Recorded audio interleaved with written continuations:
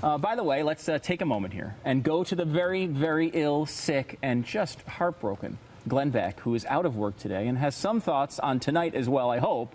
And I know our panel has some questions for Glenn as well, or at least we can insult him as much as possible. Hello, Glenn. I really don't know. I mean, is there a more insulting entire, build-up to me that you could give? Would you rather have us call you the big thing? No, I wouldn't. I'm interested in a couple of things in the coverage tonight and what's happening tonight. This is really the point, and I'd like to hear Buck's opinion on this. I think this is the point where Occupy Wall Street now is unveiled as nothing but a machine of the Uber left. All of the ideas that this was grassroots from the people and the college movement, all of that has been exposed. All of that, there's no excitement around it. That's all gone. So now all that's left is the machine and the really spooky parts of the machine. Glenn, this was always a sort of a fig leaf for a lot of the institutional left. What I have to say, what's surprising to me is not that you're now seeing these groups more exposed. You're seeing that Code Pink, and of course there's union involvement, and these things that I saw from the very beginning. I saw at some of the major rallies. What's surprising to me, as somebody who was there at Duarte Square when they stormed a bunch of fences and were arrested by the dozen, who was there the night they were kicked out of Zuccotti Park, who's seen them fired up about this, willing to live in the street, willing to charge into police ranks, go to jail, lie on the Brooklyn Bridge, 800 arrests. How could they not show up now? To me, it's one of two possible things. They were either never really serious about this, and this was just self-indulgent from the start, and the institutional left was willing to use them for very short-term political purposes, or there is some kind of a resurrection in the works that I have not yet seen, do not know about, and they're planning perhaps for September before the election. But I have to say, what I'm seeing right now, Glenn, they're not willing to do what they said they were going to do from the very start, which was be out there in the streets and push for a far-left agenda. I think, Buck, it's because, it never really was grassroots. There's this underlying thing, and this is why I hope, and I know it won't be, but I would hope, actually, that the mystery speaker tomorrow night would be Ron Paul. Again, I know it won't be, but I wish it would be. Ron Paul is the point where the Tea Party and Occupy Wall Street meet, where the people like me say, okay, I can go a long way with Ron Paul. I can't go all the way, but a lot of his stuff is right. The Tea Party fringe and the Occupy Wall Street fringe. That's a genuine place. The Tea Party is a genuine place. Occupy Wall Street never was. There is a piece of it that is genuine, that says, look, it's corruption and everything else. But Occupy Wall Street, unlike the Tea Party, was not genuine in and of itself. And especially when you're going to the younger demographics, you have to be genuine because they've been marketed to since the day they were born. So they understand marketing, they get it right away, and they see through it right away. So it became this event, which won't last. There was nothing genuine behind it except the real radical and nasty stuff that you're seeing with Code Pink and the Panthers and everything else. And on the other side, the genuine part is the Tea Party. Now, can tonight the GOP connect with the genuine part that is transforming the Tea Party, or will they just go down the path of Barack Obama is bad, and we're the GOP and let's drop some balloons? That won't work. I guess it's got to go further than that at this point. And I get this confused place a lot of times where I don't know whether to just take these people seriously as far as the protesters or just mock them. And Glenn, you've made the point a million times that you have to take these guys seriously for what they say. But how do you keep that going when they're not making enough noise to grab America's attention anymore? Because these people are serious. It only took 18 people on a sunny Tuesday morning to change the world. It doesn't take a lot. The ones that are left are the ones that are the real danger. I think you also have to understand that, the world still is on the verge of cataclysmic change. The finances of the world, whether it happens today, tomorrow, or 2 years from now, we do have to pay a debt. And that's why it's uber important that I think Romney has a bright vision, one that has specifics, unlike Hope and Change, one that has specifics, ones that talk about these are the challenges ahead. These are the problems that we have. These are the reasons why we have to stop playing games with each other. And this is also why I have to chastise the GOP a little bit. You know, we've had some problems in the past, but here's where we're going forward.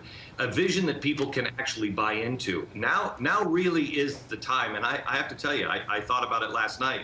I was thinking about writing Mitt a note and wishing him luck, because I was laying in bed and I thought, you know, this guy really does have the opportunity. He really could become the next Abraham Lincoln. Don't know if he will, but he could. And then I realized he's never going to read a note from me anyway. Why would I? That's probably a good point. He probably wouldn't read a note from someone who, on his desk just 3 feet to his left, has a Mao doll. Is that what a statue? Is that what we're looking at? And this is the one behind the United Nations, and this one was from Germany. It's all of the evil of man's design. What man, when he says we as a collective can do, the horror, the beauty that comes out of the horror that it really is. Glenn, this is Amy here. I have a question for you, and it's one that we debate a lot on Real News. And that is that this class warfare rhetoric that we've heard so much from Occupy Wall Street, from the Democratic Party, and President Obama himself, seems to have a lot of traction with a lot of voters. Do you think that the American character is changing and that this election could be a pivotal moment that would be just sort of an irreversible march towards social democracy a la Europe? Yeah, if we don't change the tone and the tenor of our society, we're in real trouble. We have to stop. We have to stop classifying. I loved Pat's point earlier on otherness. Why is it that we are only talking about the otherness of Barack Obama and his birthplace or his race or whatever it is? Why the otherness of the religion? Why the otherness of the income? In 1949, I believe it was 91 or 95% said that they were middle class, even though that wasn't true. Americans like to view themselves as middle class. From many, one, e pluribus unum. That's always been our mantra. Now what we're doing is we are taking that and turning it upside down. From one, many. That is a house divided against itself, and it won't work. We have to realize that there are people who are going to make it and people who are going to struggle, people who are going to be wealthy, sometimes because they deserve it, sometimes because they don't. But life isn't always fair, and yet we can still all get along. If we continue to pull each other apart, and the easiest one to do, and I mean I've made a pretty good living at doing it, unfortunately, the easiest place to start is Republican and Democrat. We've got to start finding the things that pull us together and then doing that, because tough times are coming and we need to yoke ourselves together. You know, you look back at sort of the 2004 election as sort of a model for what's going on here now, Glenn. And, you know, here's an election where you had kind of a guy who's going for re-election, not necessarily that popular, and is in a little bit of a tough time.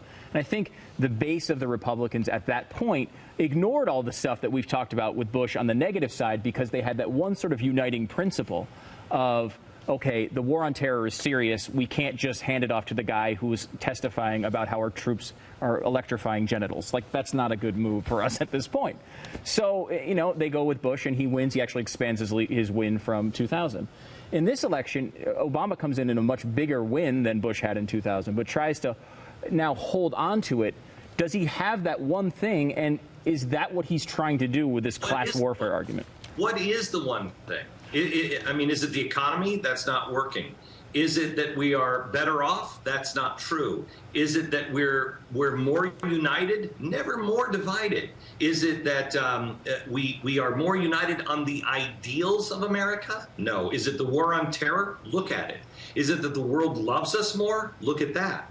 Do you know that while everybody is trying to make us out to religious extremists, look what the DNC, read the story on The Blaze today. It is a fantastic story about the what is it, Juma that is being done, the Islamic prayer that is happening at the convention.